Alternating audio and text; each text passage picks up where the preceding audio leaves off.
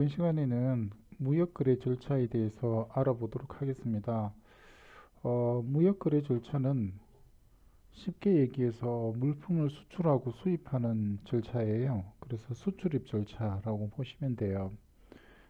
그래서 그 아이디어, 이렇게 계획을 세운 상태, 어떤 그 계획, 생각을, 아이디어를 떠올린 상태에서 구체적인 계획을 세우고요. 구체적인 계획을 어떻게 실행하고, 그리고 무역 계약이 종료되는 과정까지를 이번 시간에 알아보도록 할 거예요. 그런데 수출 거래 절차, 수입 거래 절차 두 가지가 있는데 처음에는 수출 거래 절차부터 살펴볼 거고요. 수출 거래 절차를 살펴보게 되면 수입 거래 절차로 넘어가게 될 겁니다. 그런데 수출 거래 절차에 비해서 수입 거래 절차가 실제로 업무를 수행하다 보면 좀 더 까다롭습니다. 수출하는 것보다 수입하는 게 까다롭지요. 그런데 저희 수업 자료에서는 수출 절차가 수입 절차에 비해서 좀 더 상세하게 나와 있어요. 그 이유는 뭐냐면 수출 거래 같은 경우에는 그 수출을 국가적으로 이렇게 지원하고 국가적으로 장려하는 그런 측면이 있어요. 지원하고 장려하는 그런 측면이 있어서 각종 지원 제도들이 있어요. 그래서 각종 지원 제도들은 활용을 하는 업체가 있을 수도 있고 활용을 안 하는 업체들이 있을 수가 있어요. 그래서 활용을 안 하더라도 수출하는 데는 문제가 없어요. 그런데 활용을 안 하면 조금 손해라고 할까? 아니면은 그 불이익이라고나 할까? 좀 불편함이 있을 수가 있는데 그런 것들을 좀 지원제도를 활용하면은 좀 유리하게 수출을 진행할 수가 있어요. 반면에 수입 거래 같은 경우에는 수입과 관련된 규제들은 이행하지 않으면 수입을 할 수가 없어요. 예, 할 수가 없어서 꼭 반드시 지켜야 되는 그런 절차들로 이렇게 구성이 되어 있어요. 그래서 수입은 그 수입자가 체크를 안 하더라도 언젠가는 겪게 될 거다라는 거지요. 뭐 겪게 될 거니까는 어, 이렇게 수입자가 더 사전에 이렇게 알아보고 챙겨요. 근데 수출 같은 경우에는 그 알아보고 안 챙기고 나중에 후회하는 일이 생길 수도 있다. 뭐 그런 겁니다. 그래서 조금 더 좀 자세하게 되어 있어요.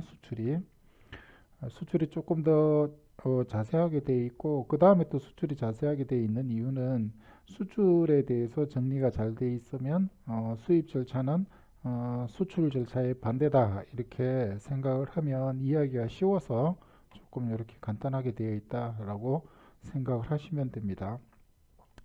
자, 그러면 그 다음 페이지로 넘어가서 그 다음 페이지. 자, 수출 절차에 대해서 한번 살펴봅시다. 수출 절차는 우리 화면에 나와 있는 것과 같이 거래 상대방 발굴부터 수출 대금을 회수할 때까지 거치는 그 연속된 모든 과정을 수출 절차라고 할 수가 있을 겁니다. 그래서 거래 상대방을 이렇게 발굴한 다음에 상대방에게 거래를 제의하는 거죠. 거래를 제의하고 그 다음에 계약이 체결되게 되면 물품을 발송하고 수출 대금을 회수하는 그런 과정으로 가겠다라는 거예요. 그래서 순서가 이렇게 순서를 한번 어떤 순서대로 진행이 되는지를 한번 이렇게 쫙 보고 그 각각의 그 부분적으로 또 좀 자세하고 상세하게 좀 알아보게 될 겁니다. 그런데 이번 시간에 공부하게 될 수출 절차 이 부분에 대해서도 여러분들이 이번 한 시간의 수출 절차가 어떻게 되느냐라는 것을 이렇게 마스터하는 그런 시간은 아니에요. 대충 이런 절차로 이런 플로우로 흘러가는 거구나 정도 여러분들이 알고 계시면 되는 거예요. 그래서 이번 시간에도 그 수업을 들으실 때 좀 가벼운 마음으로 이렇게 들어주셔도 되겠다라는 거예요. 왜 그러냐면 여기 들어가는 수출 계약에 체결하게 되면 체결 과정이 또 굉장히 많은 내용, 상세하고 어려운 내용, 복잡한 내용들이 들어 있어요. 그 다음에 신용장 거래랑 관련해 가지고 신용장 거래도 신용장에 의해서 그 대금 결제를 하자라는 그런 합의서부터 시작해서 신용장을 받고 나서 뭐 취해야 되는 조치라든지 이런 것들이 좀 더 상세하게 깊이 있게 공부를 갖다 해야 됩니다. 그래서 이번 시간에는 그냥 요러한 흐름으로 수출 절차가 진행이 되고, 그리고 요 그 흐름 속에서 그 거치는 과정 속에서 가장 그 중간중간에 이렇게 보이게 된 익숙치 않은 그런 그 용어라든지 익숙치 않은 절차에 대해서 개념만 이렇게 좀 잡아간다. 그렇게 생각하시면 될 거예요. 자, 그래서 첫 번째 과정이 수출 계약의 체결 과정이에요. 수출 계약의 체결. 그러면 우리나라의 수출자의 입장에서는 물건을 팔겠다라는 거고, 외국의 바이어 구매자에게 물건을 갖다가 사라라고 해서 합의를 하는 거예요. 그래서 구체적인 그 조건에 대해서 합의를 하는 건데, 그 구체적인 조건은 어, 어떠한 품질의 물품에 대해서 어떠한 가격으로 뭐 이렇게 그 어떠한 가격으로 판매할 것인가를 이렇게 합의를 하는 거고, 거기다가 좀 물품은 뭐 발송하느냐 아니면은 가져가느냐 뭐 이런 거 그런 것들도 합의를 하는 거고요. 그 다음에 돈을 주고 받는 방법, 대금의 결제 방법도 송금을 하느냐, 나중에 우리가 깊이 있게 공부하게 될 신용장을 갖다 활용을 하느냐, 뭐 이런 것들에 대해서 이렇게 구체적으로 합의를 갖다 하게 되고, 계약의 모든 내용에 대해서 의견 일치가 있게 되면, 의견 일치를 보게 되면, 그때서 비로소 그 무역 계약이 체결이 되게 되는 거예요. 수출 계약이 체결이 되는 거고, 그런데 그 다음에 보니까는 수출 신용장 수치라는 게 보여요. 수출 신용장 수치라는 게 보이는데, 신용장이라는 거는 여러분들이 무역에 대해서 공부를 하게 되면 가장 먼저 공부하게 될 내용, 뭐 그건 아니더라도 반드시 듣게 되는 그런 용어 중에 하나예요. 신용장. 여기 신용장은 영어로는 그 Letter of Credit이라고 해요. Letter of Credit, CREDIT. 그래서 이거는 그 신용에 대해서 편지를 쓴 거예요. 신용에 대해서 편지. 수출을 할 때, 외국으로 수출을 할 때, 그 수출을 할 때 잘 알고 있는 거래처에 대해서 물품을 보내게 되면 서로 오랫동안 거래를 하게 되면 돈을 주고 받는 방법은 그냥 송금 방식이 편해요. 그래서 상대방의 계좌번호를 받아서 거기다가 송금을 갖다 하는 거죠. 그래서 믿을 만한 상대방에 대해서는 어떻게 해요? 그 믿을 만한 상대방에서 송금 방식으로 하고 물품을 미리 이렇게 보내줄 수가 있어요. 그런데 송금 방식으로 하게 되면 물품을 보냈는데 수입상이 대금 결제를 안 한다든지 수입국에 큰일이 생겨서 모라토리움을 선언을 갖다 했다. 이렇게 되면 그 대금을 회수할 수가 없어요. 그럴 때를 대비해서 신용장이라는 그런 제도를 활용하는데, 신용장은 그 신용에 대해서 편지를 쓴 거라고 했죠. 그런데 누구의 신용이 약하다? 수입상의 신용이 약하다라는 거예요. 수입상의 신용이 약해서 수입상을 대신해서 신용에 대해서 편지를 누가 써주느냐 하면 은행이 써줘요. 은행, 뱅크가. 그래서 뱅크가 편지를 쓰는데 수입상이 아니고 내가 그 수출 대금을 결제할게, 내가 수입 대금을 결제할게 라고 편지를 써주는 거예요. 그런데 은행이 아무렇게나 편지를 쓰는 것은 아니고요. 중요한 서류를 그 요구를 하는 거예요. 편지에서. 그 편지에서 중요한 서류를 요구를 하고, 이러이러이러한 서류를 수출상 당신이 이러이러한 서류를 제공을 하면, 제출을 하게 되면 내가 돈을 줄게 라고 약속을 하는 겁니다. 약속을 하는데 여러분들이 또 뒤로 공부하다 보면 또 반드시 알아야 될 서류가 선하증권이라는 걸 알아야 돼요. 선하증권 빌 오브 레이딩이라고 합니다. 아까 그 많이 듣게 되는 게 신용장이라고 했죠. 신용장도 여러분들이 암기를 하셔야 돼요. 레터 오브 크레딧 LC라고 하고, 그 다음에 또 듣게 되는 서류가 뭐라고요? 선하증권. 선하증권 Bill of Lading 줄여서 BL이라고 합니다. 신용장은 LC Letter of Credit. 그 다음에 선하증권은 Bill of Lading BL. 그래서 그 신용장은 그냥 신용장은 LC 이렇게 얘기하고 선하증권은 BL 이렇게 얘기를 갖다 해요. 자, 그러면 BL이 뭐냐라고 하면 BL은 선박회사를 통해서 보통 물건을 외국으로 보냅니다. 선박회사를 통해서 외국으로 물건을 보내게 되는데 선박회사한테 물건을 이렇게 보내주세요 라고 하면 선박회사에서 물건을 그 운송을 위해서 접수를 하고 수령을 하겠죠. 선박회사에서 물품을 접수하고 수령하면 얼마만큼의 물품을 접수하고 수령했고요. 그리고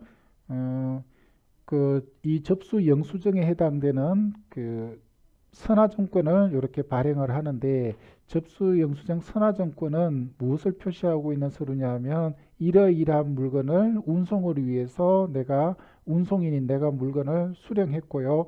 이 물품을 목적지에서 이 선하증권을 가지고 오는 사람에게 물품을 인도하겠습니다 라고 약속한 서류예요.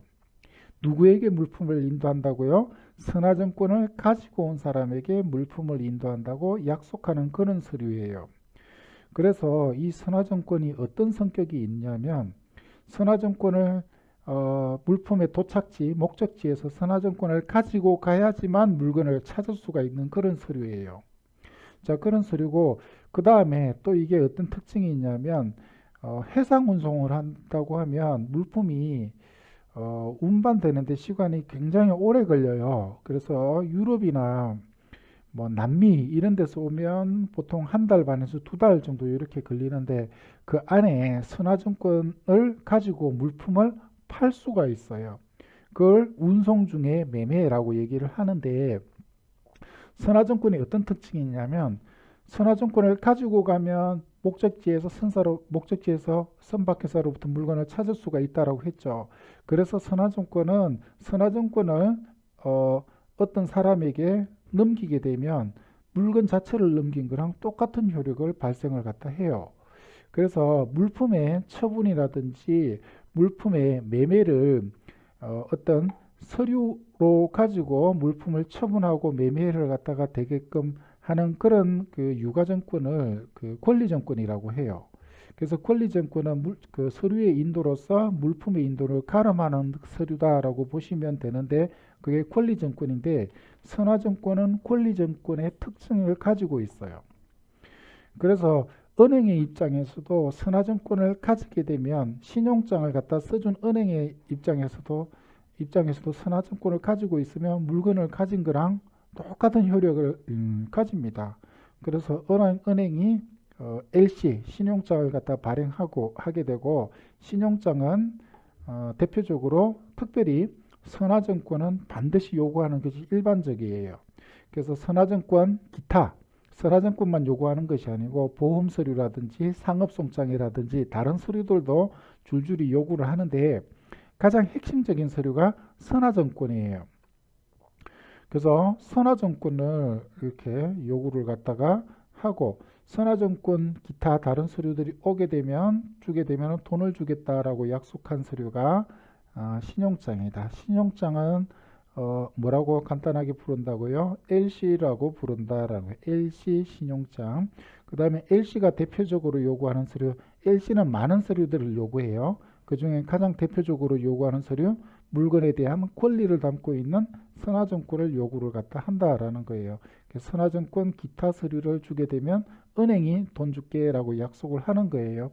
그러면 수출상은요, 신용장을 받게 되면 뭐 할 그 걱정이 없어지는 거예요. 돈 떼일 걱정이 없어지는 거예요. 뭐만 하게 되면 신용장이 요구하는 서류만 제출하게 되면이라는 거예요. 그런데 그 신용장을 받게 되면 좋아가지고 회식하러 가고 그러면 안 돼요. 왜 그러냐면 신용장을 이렇게 받았는데 아무리 계약을 성실하게 이행을 하고 물품을 갖다가 그 제대로 된 물품을 이렇게 발송을 하더라도 신용장이 요구하는 서류를 제대로 갖추어 주지 못하게 되면 돈을 못 받을 우려가 있어요. 그래서 수출상의 입장에서는 그 수출 신용장을 받게 되면 어, 그 매수인, 그 수입상하고 그 매전 계약의 내용하고 맞는 조건으로 신용장이 발행되었는지를 꼼꼼히 확인해 보는 그런 절차가 필요합니다. 자, 그 다음 절차로 가는 게 그 수출 승인 및 요건 확인이라는 게 있어요. 근데 수출할 때 아무 물건이나 막 나가면 안 되는 거예요. 그래서 어, 대부분의 우리나라 물품은 자유롭게 나갈 수 있는 것이 일반적이에요. 특별하게 규제를 하지 않으면. 근데 예외적으로 그 품목에 대해서 수출을 이렇게 규제를 하는 경우가 있어요. 요즘에는 어떤 품목이 규제가 되겠나요? 어떤 품목을 여러분들이 구입하기가 굉장히 어렵나요? 요즘에 마스크 사기가 굉장히 어렵죠. 그래서 마스크 같은 경우에는 국가에서 특별히 그 지금 그 코로나 바이러스 때문에 어떤 허가라든지 승인을 받아야지만 수출을 하게끔 되어 있어요. 그래서 관세청에서 내려온 그런 절차를 반드시 이렇게 지켜야지만 마스크 수출이 가능합니다. 마음대로 마스크 수출했다가는 큰일 나는 거예요. 그런데 그 국가에서 특별하게 규제를 하지 않은 품목 같은 경우에는 특별히 규제를 하지 않으니까 자유롭게 이렇게 수출을 갖다 합니다. 그런데 그 규제가 여기에 나와 있는 수출 승인을 받아야 되는 것도 있고 각종 허가를 얻어야 되는 것들도 있고 경우에 따라서는 특별한 요건과 절차를 거쳐서 수출해야 되는 그런 품목들이 있어요. 그런 품목들이 규제 열거가 되어 있어요. 여러 가지 고시나 공고를 통해서 열거가 되어 있는데 그런 고시나 공고를 통해서 열거가 되어 있지 않는 경우에는 자유롭게 수출입이 가능하다 이렇게 보시면 돼요. 자, 그리고 나서 이제 수출 물품을 준비를 해야 되겠죠. 자기가 제조 생산하거나 아니면 구매를 하는 거예요. 자기가 직접 제조 생산하거나 구매를 갖다 하는 이런 방법이 있어요. 그래서 수출 물품을 준비할 때 제조나 생산하다 보면 제조 비용이라든지 생산 비용이라든지 이런 것들이 들죠. 그 다음에 원자재를 또 수급을 갖다 해야 되죠. 그래서 제조나 생산이나 원자재 수급을 갖다 할 때 중소기업 같은 경우에는 국가로부터 무역금융을 지원받을 수가 있어요. 근데 이제 무역금융이라는 게 국가로부터 지원받는다라고 얘기를 하긴 했지만 실제로는 시중에 은행을 통해서 이렇게 빌리는데 시중에 은행은 또다시 한국은행으로부터 그 돈을 갖다 다시 이렇게 빌릴 수가 있거든요. 그래서 이게 수출 무역금융이라는 게 알고 보면 국가에서 지원해주는 그런 금융 혜택이다라고 볼 수가 있는 겁니다. 그런 것들 이외에 또 내국신용장 구매 확인서라는 그런 제도들이 있고요. 그 다음에 부가가치세를 적용을 갖다 할 때 영세율 적용이 된다든지 하는 그런 그 수출 관련해서 수출 물품의 제조, 생산 또는 구매와 관련해서 우리나라 국가적인 차원에서 지원해주는 그런 제도들이 있으니까 특히 중소무역업체들 같은 경우에는 그런 제도들을 빠짐없이 활용을 갖다 해서 그 기업의 뭐 경영 과정에서 도움을 받는 그런 것들이 중요하다라고 말씀을 드릴 수가 있겠어요. 그 다음에 이제 수출 물품의 통관이라는 게 보이는데 통관은 어, 물건도 우리는 그 뭐 수업을 듣는 여러분들은 다 대한민국 국민이죠. 대부분 대한민국 국민인데 대한민국 국민이 아닌 분들도 몇 분씩 이렇게 계시더라고요. 수업을 들으시는 분들의 중에 물건이 이렇게 그 수업 듣는 분들은 국적이 있어요. 그죠? 국적이 있는데 물건도 이렇게 국적이 있어요. 우리나라 관세법에 따르면 국적이 있어요. 국적이 있는데 우리나라 관세법은 어느 나라 물품, 어느 나라 물품, 어느 나라 물품 이렇게 국적을 매기는 것은 아니에요. 국적하고 물품의 국적하고 관련해 가지고는 두 가지가 있어요. 첫 번째는 원산지라는 게 있어요. 하나는 원산지라는 게 있고 그 다음에 관세법에 말하는 물품의 국적이 있어요. 원산지는 어느 나라에서 제조되었다라는 것이 그것이 그 원산지예요. 그리고 물품의 국적은 원산지랑 관계없이 내국 물품이냐 외국 물품이냐 이렇게 구분이 되는 거예요. 그래서 예를 들어서 중국이 원산지인 제품이라고 하더라도 그게 어떠한 절차를 거치게 되면 내국 물품이 되는 거예요. 원산지가 중국 물품인데 어떤 절차를 거치면 내국 물품이 될까요? 라고 하면 통관 절차를 거치면 되는데 수입 통관 절차를 거치면 내국 물품이 되는 겁니다. 그 다음에 우리나라에서 만들어진 원산지가 메이드 인 코리아라고 되어 있는 제품도 수출 절차로 거치게 되면 요거는 외국 물품이 되는 거예요. 그래서 물품의 국적은 관세법에서 말하는 물품의 국적은 수출 물품과 수입 물품 두 가지로 이렇게 나눠진다. 그래서 내국 물품은 외국으로 마음대로 보낼 수가 없어요. 마음대로 보낼 수가 없어서 국적을 변경시켜야 돼요. 뭘로 변경시켜야 돼요? 외국 물품으로 변경을 시켜야 돼요. 그래서 국적을 내국 물품에서 외국 물품으로 변경시키는 절차가 여기에 나와 있는 수출 물품의 통관 절차 되겠습니다. 그리고 통관이 되려면 운송 및 보험 계약을 체결하는데 운송 및 보험 계약은 체결을 하는 경우가 있고 안 하는 경우가 있어요.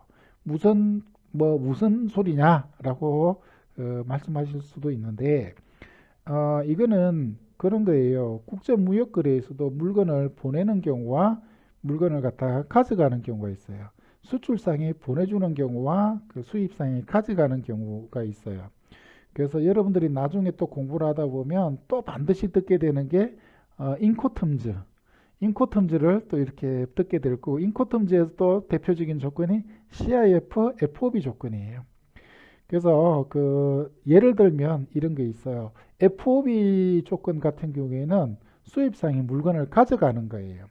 수입상의 물건을 갖다가 정해진 장소에서부터 물건을 이렇게 가져가게 되면 운송계약은 누가 체결해요? 수입상이 체결하는 거예요. 그 다음에 보험계약도 누가 체결하겠어요? 수입상이 체결해 주는 거예요. 근데 그와 반해서 CIF라는 그런 또 조건이 있는데 CIF 조건은 수출상이 수입상에게 보내주는 조건이에요. 그래서 수출상이 수입상에 보내주는 조건인데 쉽게 얘기해서 우리가 인터넷에서 물건을 살 때 배송비 포함 조건으로 돈을 받고 물건을 보내주는 거예요. 어디서? CIF에서는. FOB는 뭐라고요? 운송비, 배송비가 제외된 조건에서 배송비가 제외된 조건에서 수입상이 가져가는 게 FOB, 수출상은 그 매매 대금에 운송비가 배송비가 포함된 조건에서 매도인이 매수인에게 보내주는 조건이 CIF예요. 그래서 CIF는 운송계약하고 운송계약을 보통 누가 체결해요? 매도인이 체결하고 보험계약도 CIF에서는 매도인이 이렇게 체결을 해주는 거예요. 반면에 FOB 조건은 수입상이 이렇게 체결을 갖다 하는 거예요. 그래서 당사자들이 거래하는 조건이 CIF냐 FOB냐 그런 것들에 따라서 운송계약은 수출상이 체결하느냐 수입상이 체결하느냐가 이렇게 달라집니다. 자, 그 다음에 이게 그 운송계약이 체결되게 되면 물품을 이렇게 선적하는 거예요. 선적은 그 영어로 하면 shipment예요. shipment. 영어 그 ship이라는 게 명사로는 뭐예요? 명사로는 선박, 배라는 뜻이에요. 동사는요, 배에다 싣다, 적재하다, 뭐 이런 뜻이죠. 요즘에 그 우리나라도 영어에 그 영향을 많이 받아가지고 명사가 명사에다가 뭐 하다 붙여가지고 동사를 이렇게 많이 만들더라고요. 그래서 뭐 예전에 스타크래프트라는 그 게임이 있었죠. 그래서 갖다 스타크래프트를 하다 이걸 갖다가 스타하다 뭐 이런 식으로 해서 그런 명사들이 이렇게 좀 굉장히 이렇게 많이 나오죠. 영어의 영향을 갖다 받은 것 같아요. 영어에 보면 동사 자체가 있는데 그 동사가 명사가 있는데 그 명사 자체가 자연스럽게 동사의 뜻도 이렇게 가지는데 우리나라에도 지금 명사에다가 동사를 뭐뭐 하다를 붙여가지고 동사를 이렇게 파생해서 만드는 그걸 갖다가 이렇게 볼 수가 있는데 그게 그 최근에 한 10년, 20년 사이에 이렇게 생긴 것 같아요.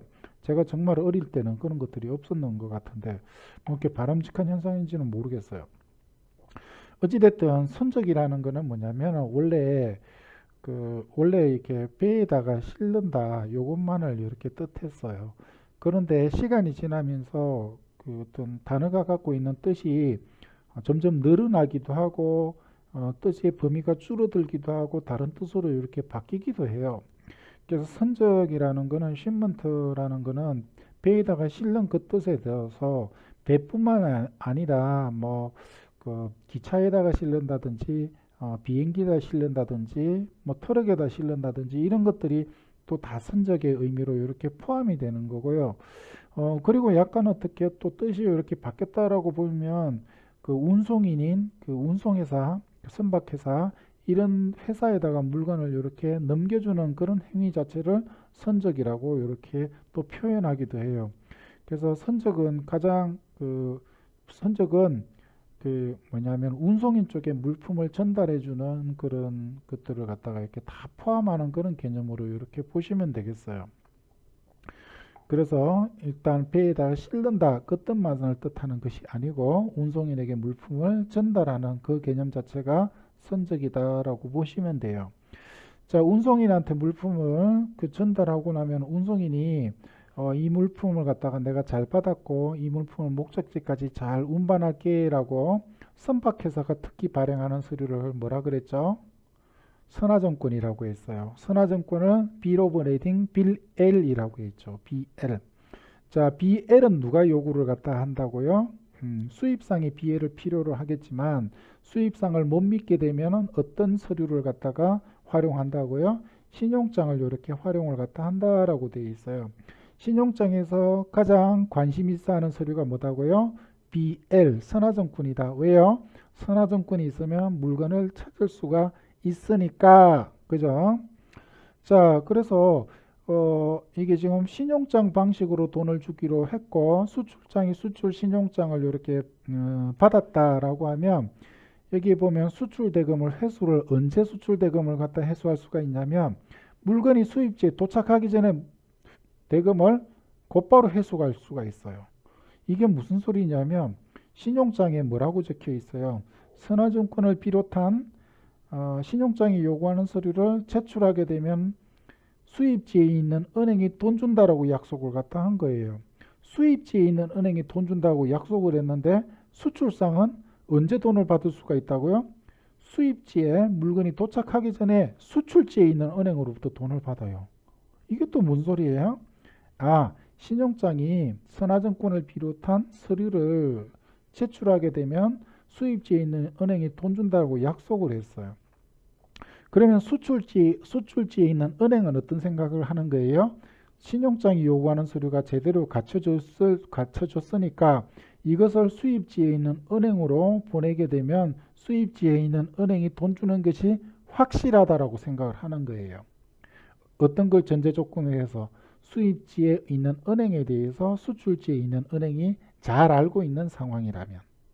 그렇겠죠? 그래서 수출지에 있는 은행은 뭐라고요? 신용장하고 맞는 서류를 수출상에 이렇게 제공을 하게 되면 수입지에 있는 은행을 믿고서 곧바로 돈을 갖다 주는 거예요. 그것을 수출지에 있는 은행이 이렇게 서류를 갖다가 샀다라고 해서 그것을 매입이라고 해요. 매입. 서류를 이렇게 사요. 그래서 그 무역 거래를 갖다가 할 때 그 거래 당사자, 거래 담당자들이 어떤 표현을 많이 쓰냐면 매입이라는 표현을 많이 쓰는데 이 매입을 다시 정리하면 신용장을 통해서 매개로 그 수출입 대금을 갖다가 결제를 갖다 할 때 신용장에서 요구하는 서류를 전부 다 갖추어서 그 서류를 수출지에 있는 은행에다 주고 수출지에 있는 은행이 서류를 사들이면서 수출상에게 수출 대금을 지급하는 것. 뭐 하기 전에 수입지에 물건이 도착하기 전에 지급하는 것. 이것을 뭐라고 한다? 매입이라고 이렇게 얘기를 갖다 하는 거예요. 자, 수출지에 있는 은행은 왜 매입해줘요? 수입상이 맞는 서류를 가지고 오면 돈을 준다고 약속했으니까. 그래서 수출지에 있는 은행이 매입할 때 그냥 공짜로 하는 건 아니고요. 수수료, 이자 그런 거를 받는다라는 거예요. 받는다라는 거. 그래서 그 우리나라가 됐든 일본이 됐든 중국이 됐든 돈을 가장 잘 버는 회사는 뭐니 해도 머니를 빌려주고 꿔주고 그 회수하는 금융기관이더라라는 거죠. 네. 그 뭐 화폐 전쟁이라는 그런 책 여러분들이 좀 들어보셨는지 모르는데 굉장히 재미있는 책 같아요. 거기 보면 이제 어떻게 그 장르로 보게 되면 픽션 같아요. 픽션. 픽션은 픽션하고 합쳐진 거죠. 픽션하고 팩트하고 합쳐진 건데 이게 팩트인 것 같으면서도 픽션인 것 같은 그런 화폐 전쟁 아주 재미있는 책이 있어요. 거기 보면 이제 그 가장 그 최고의 부자, 여러분들이 알고 있는 최고의 부자는 빌 게이츠나 뭐 이렇게 알고 있을 텐데 아마 그 빌 게이츠 재산이 뭐 100조 원 뭐 이 정도 된다라고 하죠. 그런데 그 화폐 전쟁이라는 그런 책을 보게 되면 빌 게이츠 같은 뭐 이렇게 부자도 아니야. 빌 게이츠는 부자도 아니고 빌 게이츠는 그냥 뭐예요? 뭐 말하자면 동네의 그 구멍가게 주인 정도밖에 안 돼요. 누구에 비하면 그 금융재벌, 금융자본가들에 비하게 되면 그래서 그 뭐 화폐 전쟁을 갖다가 쓴 수농빈이 하는 얘기를 들어보면 그 로스차일드 가문의 재산이 뭐 몇 조 이런 게 아니고 한 5경 정도에 해당된답니다. 뭐 상상도 안 가는. 자, 그래서 그 이렇게 은행들 같은 경우에는 그게 전혀 뭐 설비 투자 비용 이런 것들이 전혀 안 들죠. 예. 그래서 리스크도 작고 그래서 이렇게 돈을 많이 버는가 봐요. 어찌됐든 그래서 은행들이 그냥 서류를 매입해 주진 않아요. 수수료 받고 수수료 장사를 하고 이렇게 매입을 갖다 합니다. 그리고 이제 관세 환급이라고 돼 있는데 이것도 어떨 때요? 해당되는 경우만 관세 환급을 하는 거예요. 해당되는 경우만 관세 환급을 하는 거다.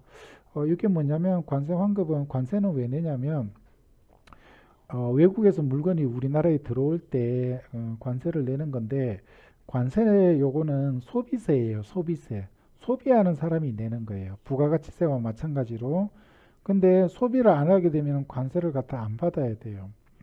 그래서 외국에서 물건을 가지고 와서 우리나라에서 소비를 안 하고 그걸 어디다 쓰냐면 수출 물품을 제조하는 원재료로 써요. 수출 물품을 제조하는 원재료로 이렇게 쓰게 되면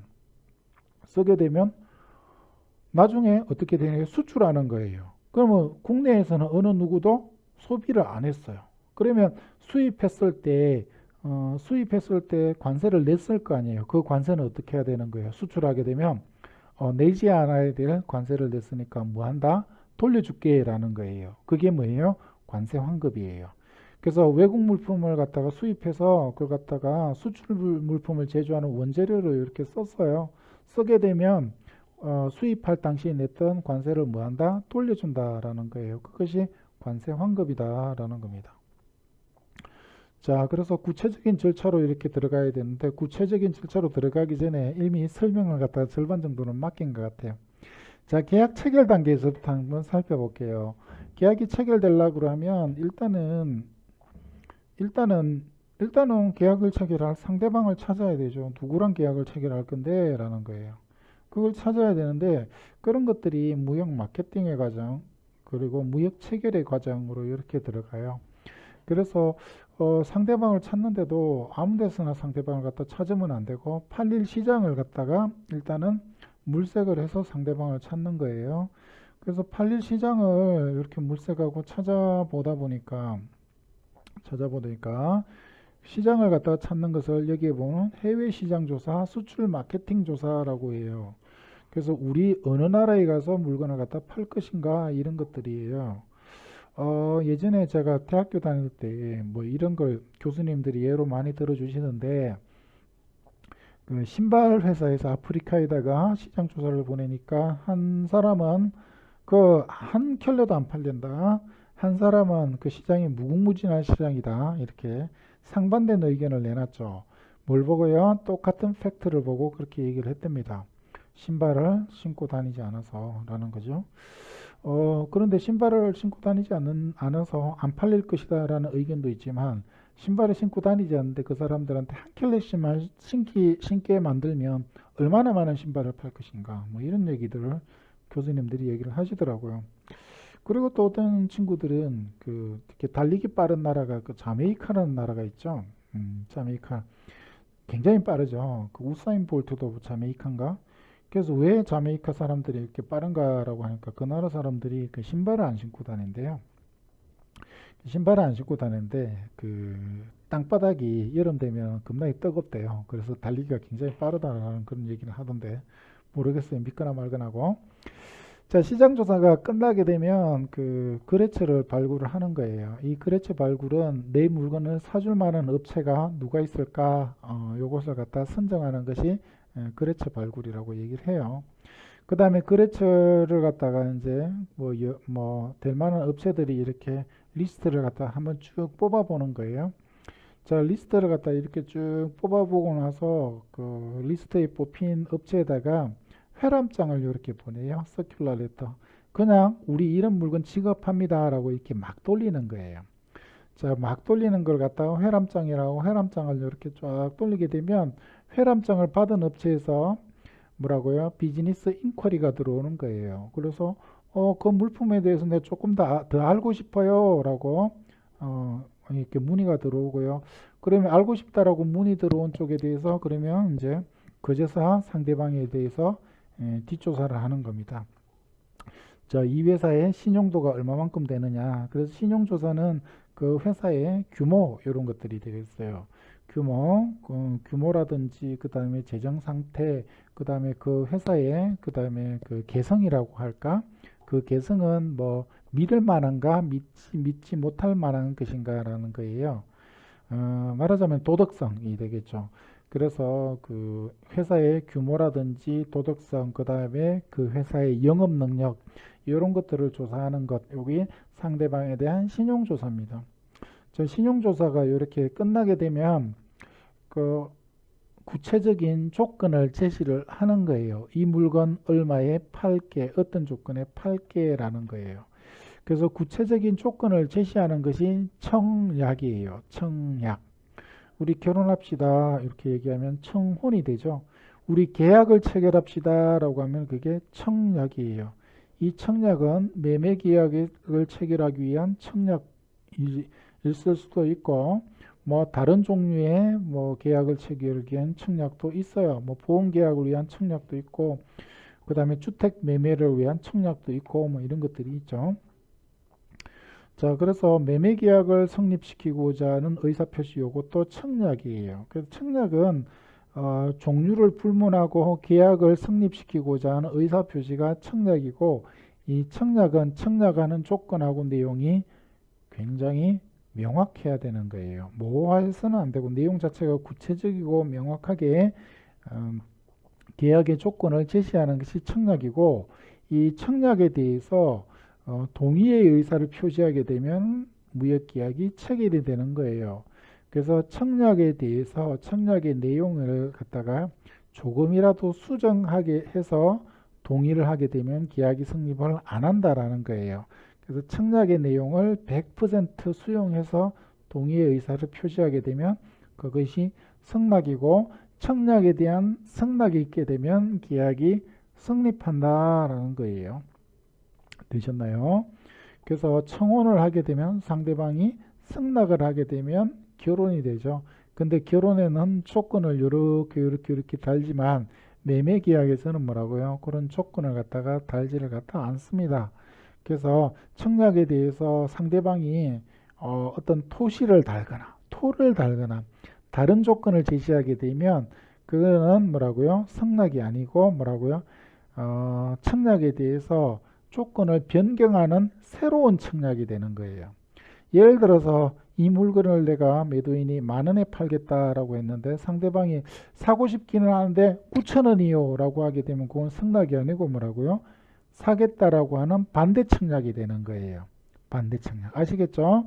그래서 청약을 하게 되면 보통 거래를 할 때 한꺼번에 승낙을 하고 계약이 성립하는 것이 아니고 그 반대편에서 피청약자가 뭐 합시다라고 하는 사람을 청약자라고 해요. 그런데 청약을 받은 사람을 뭐라고 하냐면 피청약자라고 해요. 그래서 피청약자가 조건을 변경하게 되면 그것은 뭐라고요? 새로운 청약이 되는 거죠. 자, 밑으로 또 내려와서 보니까 청약은 매도 청약과 매수 청약으로 구분된다라는 거예요. 매도 청약은 팔겠다라고 청약하는 거고 매수 청약은 사겠다라고 청약을 갖다 하는 거예요. 그래서 매도 청약은 그 뭐 이렇게 물건을 내놓고 팔 때 가격 얼마라고 적어놓고 물건을 갖다 파는 게 매도 청약이라고 이렇게 보면 돼요. 그래서 가게에서 얼마에 팔겠다라고 적혀졌는데 지나가다가 그 물건 마음에 들어갖고 갔는데 들어가서 뭐라고요? 그 물건을 갖다가 조금 깎아주세요 라고 얘기하게 되면 반대 청약이 되면서 깎아가지고 이 금액에 사겠어요 라고 하면 그게 또 뭐가 되는 거예요? 매수 청약이 되는 거예요. 사겠다라는 조건이 매수 청약, 팔겠다라고 있는 조건을 내세우는 게 매도 청약이에요. 그래서 청약은 매도인이 할 수도 있고 매수인이 할 수도 있고. 자, 그 다음에 어떤 그 청약자가 청약을 갖다 했을 때 상대방이 뭐라고요? 조건을 변경해서 새로운 뭡니까? 청약을 제시하게 되면 그런 것들을 반대 청약, 대응 청약이라고 얘기를 갖다 합니다. 그 다음에 계약이라는 거는 그 형식을 갖추어야 하고 형식을 갖추어야는 요식 계약일까요? 불요식 계약일까요? 라고 하면 불요식 계약이에요. 그런데 계약서를 갖다 쓰지요. 그런데 계약서를 쓰는 이유는 뭐라고요? 나중에 뭐 생길 때를 대비하는 거예요. 예, 다툼이 생길 때를 대비하는 거. 분쟁이 생길 때를 대비를 하는 거예요. 자, 그래서 그 원래는 구두로 합의한 것도 계약의 성립을 갖다 할 수가 있는데 나중에 딴소리 못하라고 계약서를 갖다 쓰는 거예요. 그 다음에 장기간에 걸쳐서 반복 거래를 하는 경우에는 일반 거래 조건 협정서를 교환하는 것이 바람직하다. 이렇게 보시면 됩니다. 자, 그 다음에 무역계약이 체결되게 되면 그 다음에 수출 신용장을 이렇게 받아야 되는 거예요. 수출 신용장의 수치 요거는 어떨 때예요? 수출상이 수입상을 믿기 어려울 때예요. 믿는다라고 하면 송금 방식으로 이렇게 해요. 신용장 방식 하게 되면 비용도 많이 들고 시간도 많이 들고 많은 문제들이 생겨요. 그 중에 가장 대표적인 게 어떤 거냐면 물건을 찾기 위해서는 반드시 필요한 서류가 뭐라고 했죠? 선화증권 BL이라고 했어요. 예, BL. 그런데 신용장 방식일 때 수출상을 돈은 언제 받는다고 했죠? 돈은 언제 받을 수가 있죠? 수출지에서 신용장이 요구하는 서류를 다 갖추어서 수출지에 있는 은행에게 서류를 제시하게 되면 수출지에 있는 은행이 그 서류를 사죠. 그것을 갖다가 아까 제가 뭐라 그랬어요? 매입이라고 했죠. 매입, 그죠?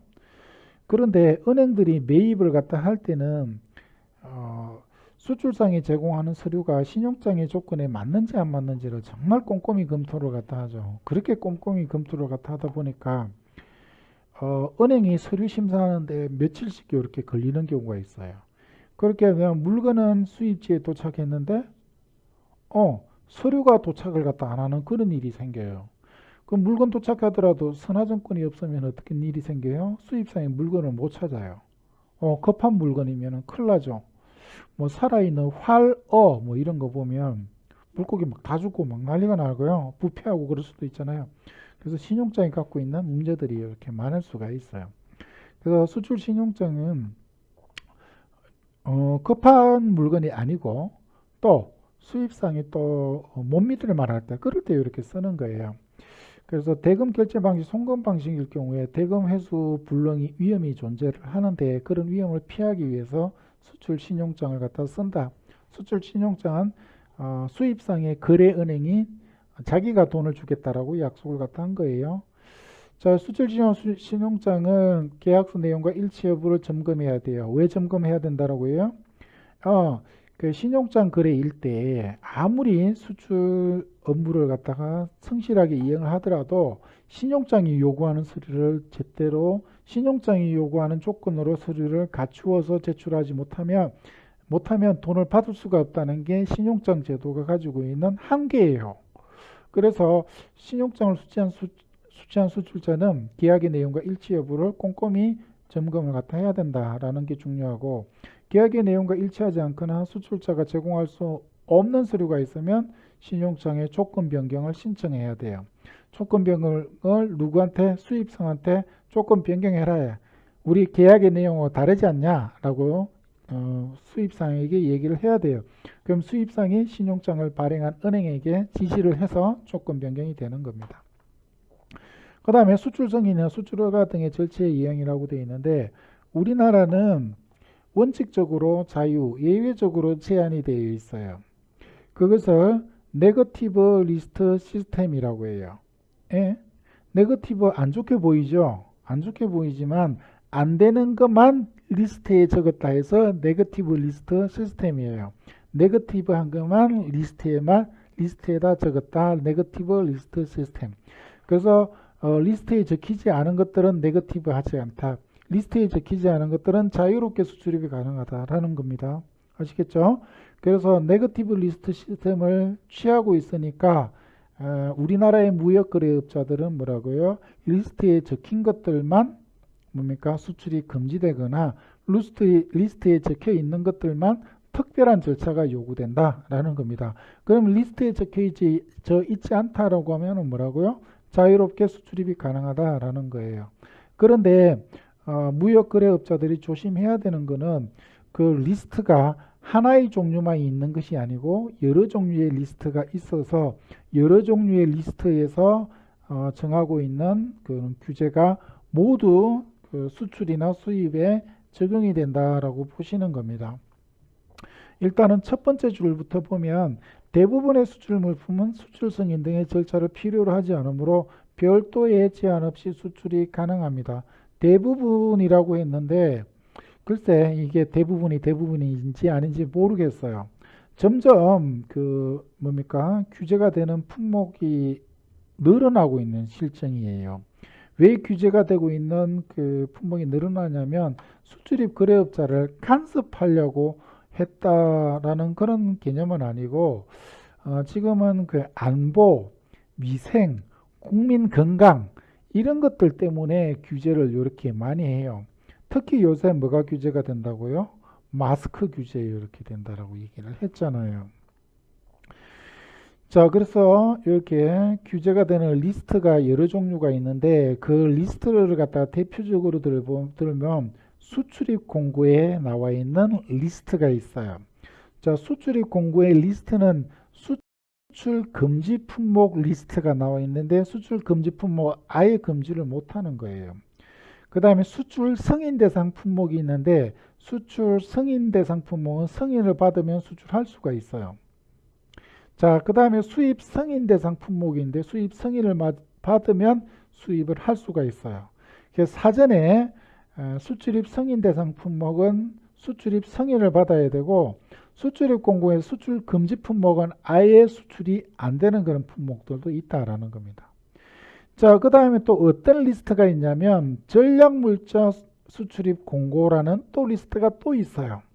그래서 전략물자는 뭐냐면 이렇게 대량 살상 무기 또는 대량 살상 무기의 운반체를 얘기해요. 대량 살상 무기의 운반체는 미사일을 얘기를 하거든요. 그래서 대량 살상 무기는 군사 무기 그리고 미사일 이런 것들은 수출 허가를 받아야 돼. 그런데 뭐 미사일은 대부분의 수출입 업체에는 적용이 되지 않잖아요. 그 다음에 뭐 군사 무기가 아니면 대부분 수출입 그 업체에서는 적용이 안 되지 않아요? 라고 얘기하지만 그렇지 않아요.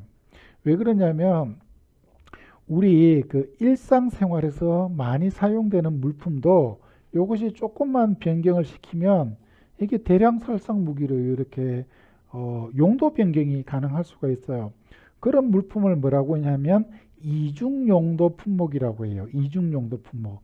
이중용도 품목까지 어디에 들어가 있냐면 리스트에 나와 있냐면 전략물자 수출입 고시에 리스트에 들어가 있어요. 그래서 이중용도 품목에 해당되게 되면 그게 또 수출 허가를 갖다가 받아야 돼요. 그거 이외에 또 그 전략물자로 뭡니까 용도 변경을 할 수 있는 가능성이 농후한 지역으로 이렇게 수출을 한다든지 이런 것들은 다른 말로 표현하게 되면 전략물자로 용도를 변경할 수 있는 의심 사유가 있는 경우에는 수출허가 이외에 또 뭐냐면 상황허가를 받도록 되어 있어요. 그 상황허가를 캐치올이라고 이렇게 얘기를 갖다 해요. 그래서 우리나라에서 전략물자를 통제하는 그런 수준은 세계 최고 수준으로 이렇게 통제를 갖다 하고 있어서 우리나라가 통제를 가장 잘하고 있는 나라다라고 생각을 갖다 하시면 돼요. 그런데 일본에서 진짜 택도 없는 소리를 갖다 하면서 우리나라의 그 반도체, 소재, 부품의 수출을 갖다 허가를 갖다가 수출을 갖다가 허가제로 이렇게 바꿔버렸어요. 진짜 완전히 그 개소리였죠. 완전히 개소리였던 게 우리나라만큼 전략물자 통제 허가를 갖다가 절차를 잘 지키는 나라가 없고요. 오히려 일본에서 북한으로 전략물자가 많이 흘러 들어갔죠. 우리나라를 통해서 북한으로 그 전략물자가 흘러 들어간 사례가 없었는데 그것을 핑계로 그 수출을 갖다 제한을 갖다 했던 아주 야비한 짓거리를 갖다 했어요. 그 우리나라 그 가장 핵심 산업인 어, 반도체 산업을 갖다가 죽여서 그 우리나라가 일본을 갖다 넘보지 못하게끔 그런 것들이 있었죠. 그 배경에는 이제 강제징용 배상 판결에 대한 뭐 이런 것들을 보복행위 그런 성격들이 있어요. 그래서 강제징용은 배상 같은 경우에는 개인이 외국인 기업에 대해서 가지고 있는 청구권이에요. 개인이 가지고 있는 개인의 청구권을 국가기관이 뭐라 뭐라 할 수 있는 게 아니에요. 여러분들이 외국에 일본에 가서 피해를 갖다 받았는데 그 일본에 갔다 가서 뭐 사고라든지 뭐 폭행이라든지 이런 걸 당했다라고 봅시다. 그러면 개인이 가지고 있는 상대방 일본인에 대한 청구권은 국가가 개입하거나 간섭할 수 있는 그런 문제가 아니에요. 그게 법치국가라면 그게 그게 법치국가이며 민주국가라면 그게 기본이지요. 그것을 갖다 허용하지 않으면 그게 전체주의 국가지요. 뭐 나치즘이라든지 아니면 일본의 궁극주의적인 사고 방식이에요. 그래서 우리나라에서 대부분에서 강제징용 배상 판결을 내린 거에 대해서 일본이 우리나라 정부에 관습하는 것은 일본이 우리나라의 그 정치 체제라든지 헌법 체제를 부인을 하다 하는 거죠. 아예 이거는 내정 간섭이죠. 그걸 이유로 해서 그게 이제 명분이 안 되다 보니까 그 뭐냐면 전략 물자이고 그게 안보상의 위험 요인이 될 수가 있다라는 그런 허위 주장을 갖다 있는데 우리나라에서 그 물건을 그 전략 물자 통제가 일본보다 훨씬 이렇게 잘 되고 더 좋은 시스템으로 이렇게 운영이 되고 있어요. 그 시스템적으로 우리나라가 지금 보면 코로나 바이러스 대응하는 그런 시스템이나 이런 것들도 굉장히 투명하게 이렇게 잘 되고 있거든. 일본은 숨기기에 급급하고 있고. 그래서 이렇게 말도 안 되는 논리로 이렇게 전략물자가 대량 살상 무기로 전용될 수 있다는 그런 개 같은 그런 진짜 욕 나오죠. 그런 이유를 갖다 대고 국제법상의 의무를 준수하라라는 말도 안 되는 그런 소리를 갖다 하고 있죠. 여러분들도 이게 그 다른 걸 몰라도 그 일본 불매운동 같은 경우에는 계속해서 유지돼야 된다고 봅니다. 그 다음에 또 리스트 중에 또 어떤 리스트가 있냐면 국제평화와 안전유지를 위해서 수출입을 특별히 제한한 경우는 국제평화 및 안전유지 등의 의무이행이나 무역에 대한 특별조치 고시라는 게 있어요. 그래서 이 고시에서 고시하고 있는 지역, 이거는 이제 물품에 대해서 뭐 승인을 받는다든지 허가를 받는다든지 이런 차원은 아니에요. 그런 차원은 아니고 어떤 지역으로 물건을 갖다 팔면 안 돼요. 분쟁 지역으로 뭐 무기라든지 이런 것들이 간다든지 분쟁 지역으로 그 지역으로 특별한 물건을 많이 수출입을 하게 되면 거기에 보면 그게 물품이라든지 이런 것들이 어떤 그 뭐 테러 집단 이쪽으로 들어갈 수가 있기 때문에 어떤 지역을 정해놓고 그 지역으로 물건이 들어가는 경우에는 허가를 받게끔 이렇게 되어 있어요. 그리고 여기에 나와 있지 않은 것들은 또 뭐가 있냐면 또 통합공고라는 리스트가 하나 더 있거든요. 이 통합공고는 뭐냐면 그거 아시나요? 그 물품들마다 그 관장하는 중앙행정기관이 이렇게 달라요. 관장하는 중앙행정기관이 이렇게 다른데 뭐 먹는 거 같은 경우에는 뭐 식약처가 될 것이고 그 다음에 뭐 총기 이런 것들은 행정안전부가 될 것이고 그 비료 같으면 농림축산부 뭐 이렇게 될 수도 있겠죠. 뭐 이런 식으로 중앙행정기관이 이렇게 다 다릅니다. 그래서 무역에 대해서 그 전체적으로 총괄하는 기관은 우리나라의 산업통상자원부거든요.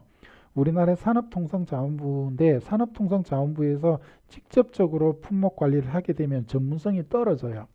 그래서 뭐 산자부라든지 농림부라든지 식약처라든지 이렇게 품목별로 그걸 갖다 담당하는 기관들이 이렇게 다 세분화되어 있어요. 그래서 세분화된 기관이 별도의 수출입 요건을 갖다가 정할 권한이 있어요. 별도의 수출입 요건을 정할 권한이 있고 이쪽에서 수출입 요건을 갖다가 정하게 되면 그런 것들을 수출입업자가 일일이 이렇게 그 법이 많겠어 적겠어 한 60개 돼요. 품목별로 60개 법안이 되는데 수출입업자들이 그것도 다 할 수가 없죠. 그래서 그 품목별로 수출입 요령을 정하면 산업통상자원부 장관한테 그걸 갖다 통보를 하도록 돼 있어요. 그럼 산업통상자원부 장관은 갖다 다 통보를 갖다 받아가지고 한꺼번에 고시를 하는데 그것을 뭐라고 하냐면 통합공고라고 해요. 그래서 통합공고에 고시된 품목은 수출입 요령이 통합공고에 이렇게 나와 있어요. 그래서 통합공고에 보면은 요런 것도 수출입 하려 그러면 허가를 받아야 돼. 요런 거 수출입을 갖다 하면 안전 인정을 받아야 돼. 이렇게 나온 경우들이 있는데 그렇게 통합공고에 나와 있으면 통합공고에 나와 있는 절차까지를 미리 이행을 갖다 해야 되는 거예요. 자, 여기까지 그 시간이 이렇게 많이 걸려가지고 여기까지 잠시 하고 쉬었다가 다시 연결해서 하도록 할게요.